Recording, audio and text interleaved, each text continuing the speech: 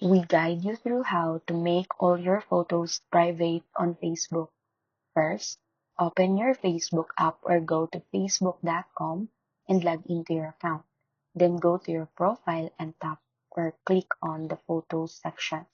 From here, you'll need to adjust privacy album by album since Facebook doesn't offer a one-click option for all the photos. Tap on the album, then click the three dots or edit option.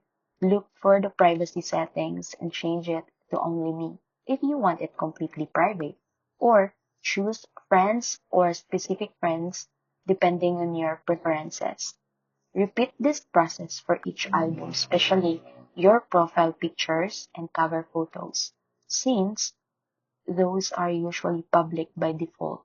For individual photos, open the photo, tap the three dots, select Edit Privacy, and set it to your desired audience. And lastly, to prevent future photos from being public, always check the audience selector before posting.